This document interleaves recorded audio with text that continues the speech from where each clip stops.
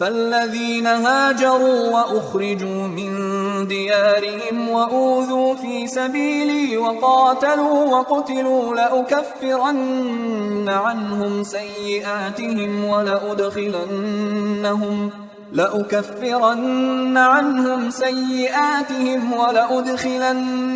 جنات تجري من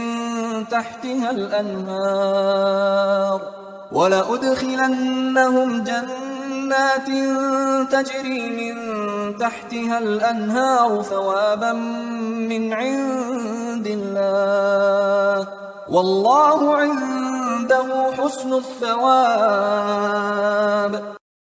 پس جن لوگوں نے اللہ کے لیے ہجرت کی اور اپنے گھروں سے نکالے گئے اور میری راہ میں ستائے گئے اور انہوں نے جہاد کیا اور شہید کیے گئے تو میں ضرور ان کے گناہ معاف کر دوں گا اور انہیں یقیناً جنت کے ان باغات میں داخل کروں گا جن کے نیچے نہریں بہتی ہوں گی۔ یہ اللہ کی جانب سے ان کا اجر ہے اور بہترین اجر تو اللہ ہی کے پاس ہے۔ لا يغرنك تقلب الذين كفروا في البلاد۔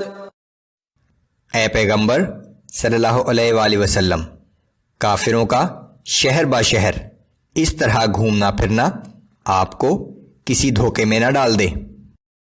متاع قلیل ثم مأواہم جہنم وبئس المہاد۔ یہ چند دنوں کا فائدہ ہے، پھر ان کا آخری ٹھکانہ دوزخ ہوگا اور وہ بہت ہی برا ٹھکانہ ہے۔ اس دنیاوی زندگی میں مال و دولت اور نعمتوں کا حاصل ہو جانا کامیابی نہیں ہے، اصل کامیابی جہنم سے نجات اور جنت کا حصول ہے۔ لیکن الذین اتقوا ربهم لهم جنات تجری من تحتها الانہار خالدین فیہا نزلا من عند اللہ وما عند اللہ خیر للابرار۔ لیکن جو لوگ اپنے رب سے ڈرتے رہے ان کے لیے جنت میں ایسے باغات ہیں جن کے نیچے نہریں بہتی ہوں گی، وہ ان باغات میں ہمیشہ رہنے والے ہیں۔ یہ اللہ کی طرف سے ان کی مہمانی ہوگی اور نیک لوگوں کے لیے جو کچھ بھی اللہ کے پاس ہے وہی سب سے اچھا ہے۔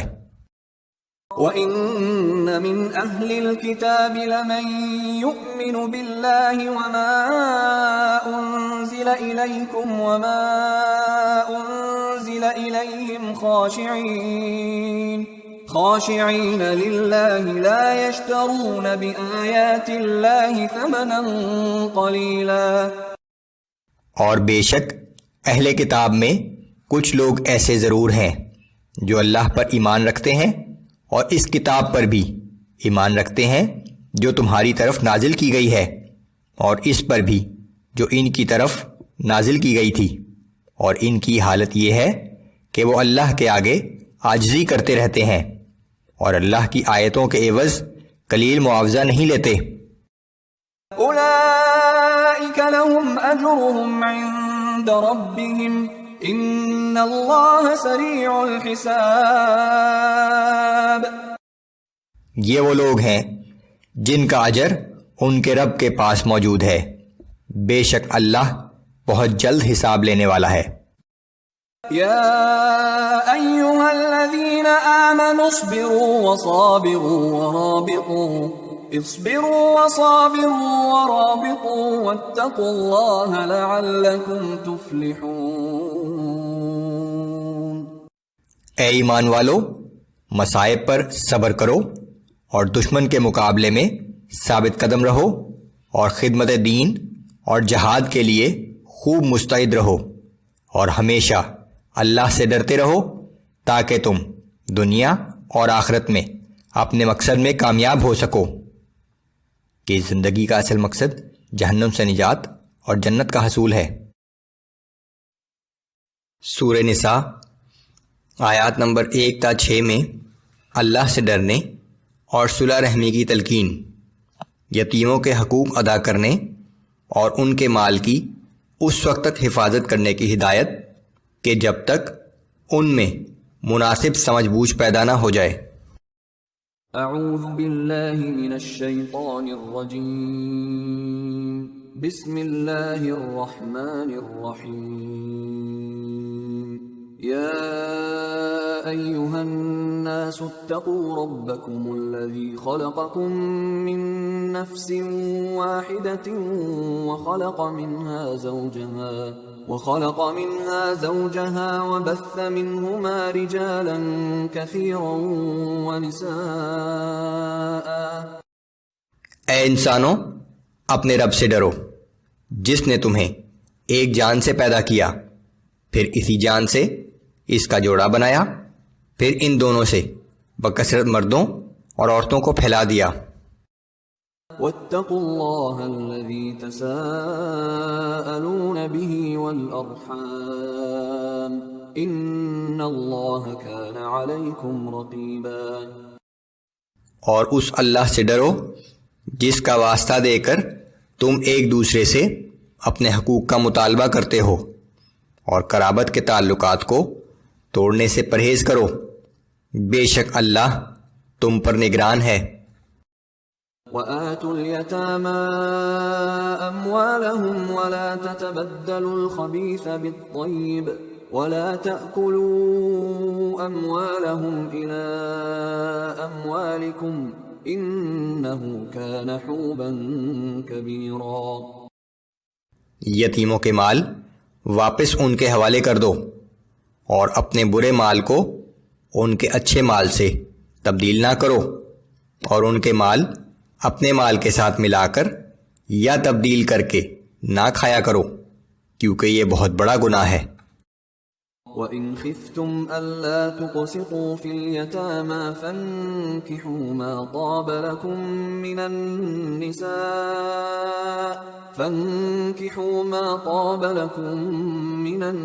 النِّسَاءِ مَثْنَىٰ وَثُلَاثَ وَرُبَاعَ۔ اور اگر تمہیں اس بات کا اندیشہ ہو کہ تم اپنے زیر سرپرست یتیم لڑکیوں کے بارے میں انصاف نہ کر سکو گے تو ان کی بجائے دوسری عورتیں جو تمہیں پسند ہوں ان میں سے 2 اور 3 اور 4 عورتوں سے نکاح کر لو۔ فَإِنْ خِفْتُمْ أَلَّا تَعْدِلُوا فَوَاحِدَةً أَوْ مَا مَلَكَتْ أَيْمَانُكُمْ ذَلِكَ أَدْنَىٰ أَلَّا تَعُولُوا۔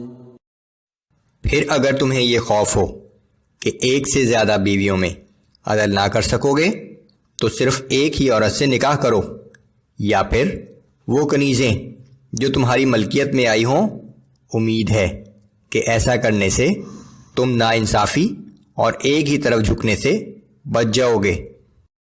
وَآتُوا النِّسَاءَ صَدُقَاتِهِنَّ نِحْلَةً فَإِن طِبْنَ لَكُمْ عَن شَيْءٍ مِّنْهُ نَفْسًا فَكُلُوهُ هَنِيئًا مَّرِيئًا۔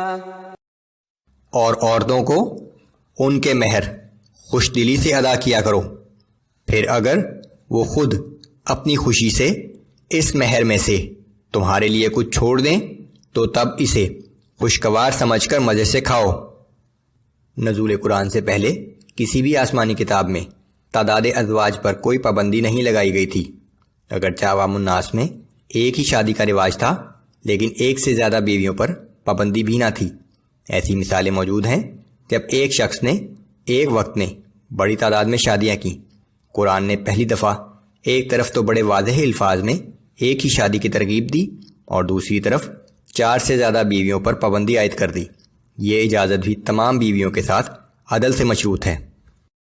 وَلَا تُؤْتُوا السُّفَهَاءَ أَمْوَالَكُمُ الَّتِي جَعَلَ اللَّهُ لَكُمْ قِيَامًا وَارْزُقُوهُمْ فِيهَا وَاكْسُوهُمْ وَقُولُوا لَهُمْ قَوْلًا مَّعْرُوفًا۔ اور اپنے وہ اموال جنہیں اللہ نے تمہارے لیے قیام زندگی اور معاش و روزگار کا ذریعہ بنایا ہے، ناسمجھ اور کم عقل لوگوں کے حوالے نہ کرو، البتہ انہیں اس میں سے کھلاتے رہو اور پہناتے رہو اور انہیں نیک کاموں کی ہدایت کرتے رہو۔ اگرچہ یتیموں کے بارے میں احکام ہی زیر بحث ہیں، لیکن اس آیت کا مفہوم عمومی حیثیت کا حامل ہے۔ وابتلوا اليتامى حتى إذا بلغوا النكاح فإن آنستم منهم رشدا فادفعوا إليهم أموالهم، اور یتیموں کی عقل و شعور کا جائزہ لیتے رہا کرو یہاں تک کہ جب وہ نکاح کی عمر کو پہنچ جائیں، پھر اگر تم ان میں سوجھ بوجھ اور صلاحیت دیکھو تو ان کے مال ان کے سپرد کر دو۔ ولا تأكلوها إسرافا وبدارا أن يكبروا، اور اس خوف سے کہ کہیں وہ یتیم بچے بڑے نہ ہو جائیں، ان کے مال جلدی جلدی فضول خرچی کر کے نہ کھا جاؤ۔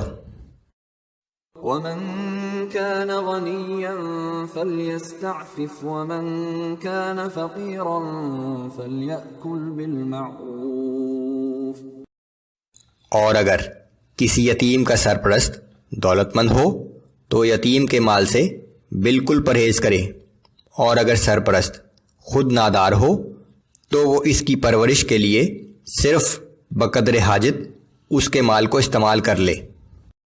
فَإِذَا دَفَعْتُمْ إِلَيْهِمْ أَمْوَالَهُمْ فَأَشْهِدُوا عَلَيْهِمْ وَكَفَى بِاللَّهِ حَسِيبًا، اور پھر جب تم ان یتیموں کے مال ان کے حوالے کرنے لگو تو ان پر گواہ بنا لیا کرو، اور یاد رکھو کہ حساب لینے کے لیے اللہ کافی ہے۔ سورہ نساء آیات نمبر 7 تا 11 میں تقسیم وراثت کے لیے عمومی احکام، یتیموں کا مال ہڑپ کرنے کی سختی سے ممانعت اور تقسیم وراثت کے تفصیلی احکام۔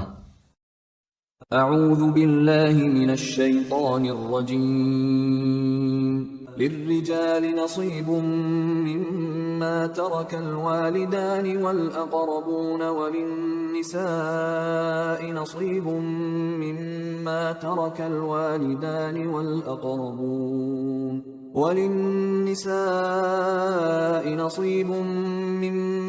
ترک الوالدان والاقربون مما قل منه او كثر نصیبا مفروضا۔ ماں باپ اور قریبی رشتہ دار جو ترکہ چھوڑ جائیں اس میں سے مردوں کا بھی حصہ ہے، اسی طرح ماں باپ اور قریبی رشتہ دار جو ترکہ چھوڑ جائیں خواہ وہ کم ہو یا زیادہ، اس میں سے عورتوں کا بھی حصہ ہے، ہر ایک کا یہ حصہ مقرر شدہ ہے۔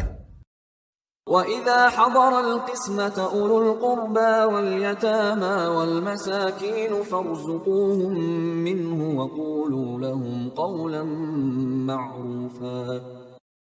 اور اگر ترکہ کی تقسیم کے موقع پر کچھ دور کے رشتہ دار اور یتیم اور مساکین آ موجود ہوں تو ان کو بھی ہدیے کے طور پر اس ترکے میں سے کچھ دے دو، اور ان سے نرمی اور شیریں کلامی سے بات کرو۔ ترکے میں سے غیر وارثوں کو کچھ دینا یہ واجب نہیں، محض ترغیب ہے۔ وَلْيَخْشَ الَّذِينَ لَوْ تَرَكُوا مِنْ خَلْفِهِمْ ذُرِّيَّةً ضِعَافًا خَافُوا عَلَيْهِمْ فَلْيَتَّقُوا اللَّهَ وَلْيَقُولُوا قَوْلًا سَدِيدًا۔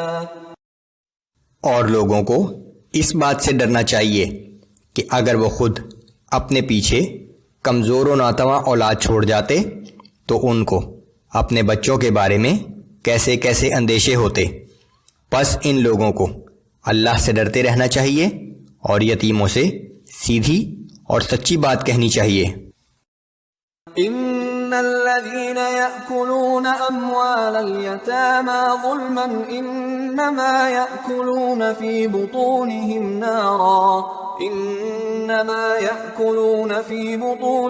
نارا وسيصلون سعيرا۔ بے شک جو لوگ ظلم اور ناانصافی سے یتیموں کا مال کھاتے ہیں تو اس کے سوا کچھ نہیں کہ وہ اپنے پیٹ میں آگ بھرتے ہیں اور وہ عنقریب دہکتی ہوئی آگ میں داخل ہوں گے۔ يوصيكم الله في أولادكم للذكر مثل حظ الأنثيين۔ اللہ تعالیٰ تمہیں تمہاری اولاد کی وراثت کے بارے میں حکم دیتا ہے کہ مرد کا حصہ 2 عورتوں کے برابر ہے۔ فَإِن كُنَّ نِسَاءً فَوْقَ 2 فَلَهُنَّ ثُلُثَا مَا تَرَكَ وَإِن كَانَتْ وَاحِدَةً فَلَهَا النِّصْفُ۔ پھر اگر صرف لڑکیاں ہی لڑکیاں 2 یا 2 سے زیادہ ہوں تو میت کے مال متروکہ میں سے ان سب لڑکیوں کا حصہ 2/3 ہے، اور اگر صرف ایک ہی لڑکی ہو تو اس کے لیے نصف ہوگا۔ وَلِأَبَوَيْهِ لِكُلِّ وَاحِدٍ مِّنْهُمَا السُّدُسُ مِمَّا تَرَكَ إِن كَانَ لَهُ وَلَدٌ فَإِن لَّمْ يَكُن لَّهُ وَلَدٌ وَوَرِثَهُ أَبَوَاهُ فَلِأُمِّهِ الثُّلُثُ فَإِن كَانَ لَهُ إِخْوَةٌ فَلِأُمِّهِ السُّدُسُ من بعد وصية يوصي بها أو دين۔ اور اگر میت صاحب اولاد ہو تو اس کے ماں باپ میں سے ہر ایک کو میت کے مال متروکہ کا چھٹا حصہ ملے گا۔ پھر اگر اس میت کی کوئی اولاد نہ ہو اور صرف والدین ہی اس کے وارث ہوں تو اس کی ماں کا 1/3 حصہ ہے۔ پھر اگر اس لاولد میت کے 1 سے زائد بھائی بہن ہوں تو ماں کے لیے چھٹا حصہ ہے۔ یہ سب تقسیم اس میت کی اس وصیت کو جو اس نے کی ہو پورا کرنے اور قرض ادا کرنے کے بعد کی جائے گی۔ کل مال کے 1/3 حصے کی غیر ورثہ کے لیے وصیت کی جا سکتی ہے۔ یہ مدد کے مستحق لوگ رشتہ دار بھی ہو سکتے ہیں اور غیر رشتہ دار بھی، لیکن وارثوں کا حصہ مقرر ہے، اس میں کمی بیشی نہیں کی جا سکتی۔ آباؤکم و ابناؤکم لا تدرون ایہم اقرب لکم نفعا فریضة من اللہ ان اللہ کان علیما حکیما۔ تم اپنے باپ اور بیٹوں کے متعلق یہ نہیں جانتے کہ تمہیں فائدہ پہنچانے کے معاملے میں ان میں سے کون تمہارے قریب تر ہے۔ یہ حصے اللہ کی طرف سے مقرر کیے گئے ہیں، بے شک اللہ خوب جاننے والا اور بڑی حکمت والا ہے۔